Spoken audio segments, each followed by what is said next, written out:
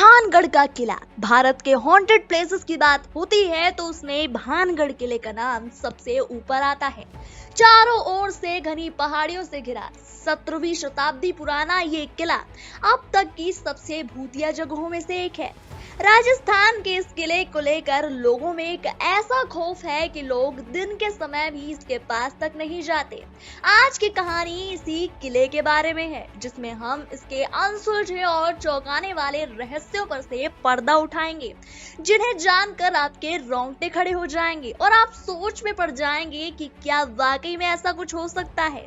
ये किला राजस्थान और जयपुर के बीच अलवर में है। भानगढ़ के इस किले का निर्माण सन 1573 में अजमेर के शासक राजा भगवान दास ने अपने छोटे भाई माधव सिंह के लिए करवाया था। कहा जाता है कि पहले इस किले की तस्वीर एकदम विपरीत थी। इस किले का माहौल काफी खुशनुमा हुआ करता था, लेकिन फिर अचानक कुछ ऐसा हुआ जिससे इस किले की खुशियां हमेशा हमेशा के लिए दफन हो गई। आज अगर कोई उसके पास भी जाता है तो किसी को इसकी दीवारों से चीखने चिल्लाने की आवाजें आती हैं, तो किसी को कोई अजीब सा साया भटकता हुआ दिखाई देता है। राजाओं की नगरी के कछवाहा राजा भगवान दास ने इस किले का निर्माण अपने भाई माधव के लिए करवाया था।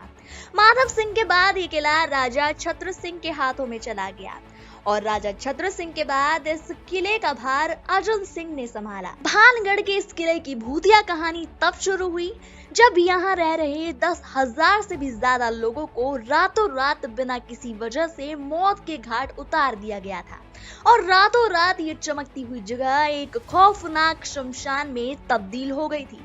उसके बाद से ही लोग इस किले से दूर भागने लगे। इस किले को लेकर एक नहीं बल्कि कई कहानियां हैं, लेकिन उनमें से 2 कहानियां हैं जिनको इस किले की इस हालत के लिए असली जिम्मेदार ठहराया जाता है। इनमें से एक कहानी है गुरु बाबा बालूनाथ की, तो दूसरी है तांत्रिक सिंधु सेवता की।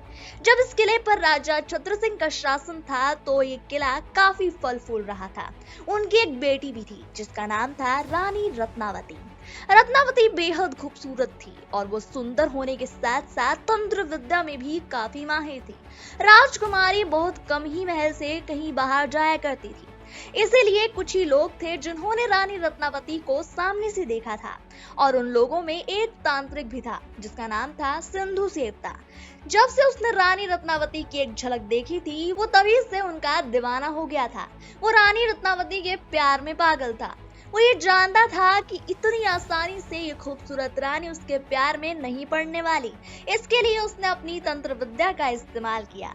एक बार जब रानी की दासी उनके लिए बाजार से बालों में लगाने वाला तेल लाने के लिए गई तो तांत्रिक सेवता ने उसे रास्ते में किसी बहाने से रोक लिया और चुपके से उस तेल में तंत्र विद्या का छिड़काव कर दिया।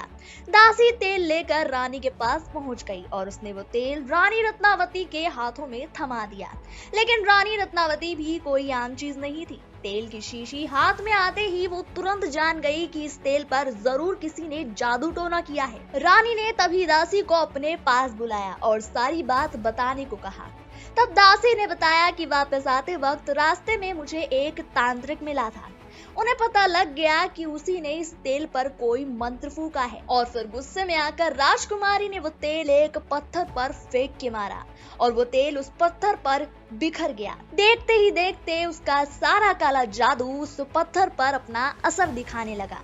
वो तेल एक बड़े से पत्थर पर गिरा था। तांत्रिक सेवता के तंत्र के मुताबिक जो भी उस तेल को लगाएगा वो उसके पास खुद ब खुद खिंचा चला आएगा और उस पत्थर के साथ भी ठीक वैसा ही हुआ।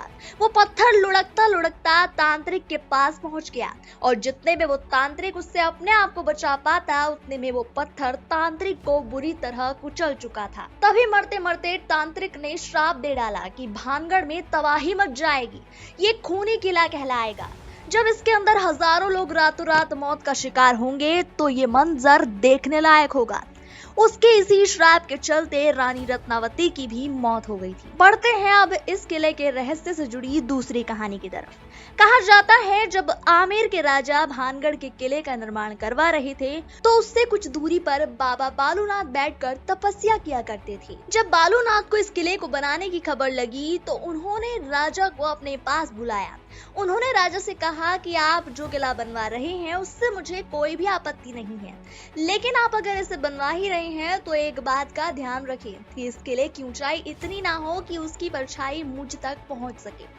उनके इसी बात का ख्याल रखते हुए भानगढ़ किले के किसी भी भाग की ऊंचाई ज्यादा नहीं रखी गई और इसे अगली 2 पीढ़ियों तक तो बरकरार रखा गया, लेकिन फिर तीसरी पीढ़ी बन गई इस किले के नाश का कारण। उन्होंने बाबा की बातों को अनसुना कर किले का पुनः निर्माण करवाकर और किले को और भी ऊंचा करवा दिया, जिससे कि किले की परछाई गुरु बाबा बालूनाथ तक पहुंच ही गई।